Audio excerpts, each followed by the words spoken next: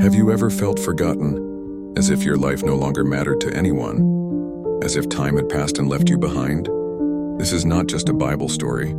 This is a story about grace, mercy, and a promise that God never forgets.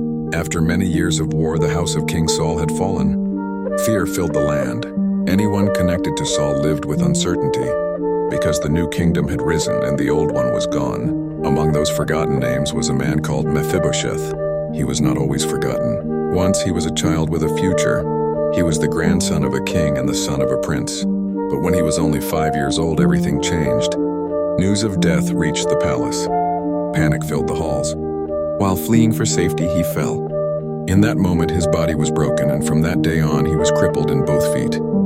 His childhood ended in fear. His future disappeared in a single moment. As the years passed, Mephibosheth grew up believing that his life no longer had value. He lived hidden from the world, far from the palace, far from honor, far from hope. He lived in a place called Lo-Debar, a land with no pasture and no promise. A place that matched how he felt inside, forgotten, empty, silent. Every knock on the door filled him with fear. Every sound reminded him that he was living only because no one remembered him. He believed that the throne had no place for someone broken like him. But what Mephibosheth did not know was that there was a king who still remembered a promise. One day, King David asked a simple question that would change everything.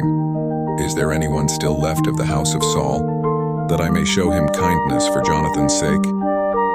This question was not about power. It was not about politics. It was about love.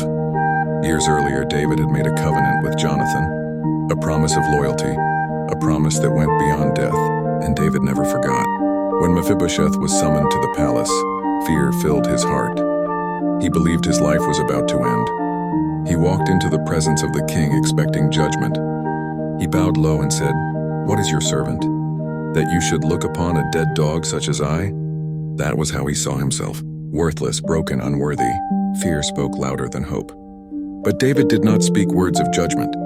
He spoke words of grace. "Do not fear," David said. "I will surely show you kindness."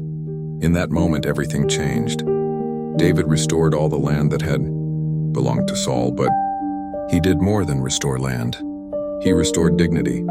He restored identity. He restored hope. Mephibosheth was invited to eat at the king's table for the rest of his life, not because of what he had done, not because he deserved it, but because of a promise. Every day, Mephibosheth sat at the table like one of the king's own sons. His broken feet were hidden beneath the table. No one saw his weakness. All they saw was grace. He went from forgotten to chosen, from fear to family subscription.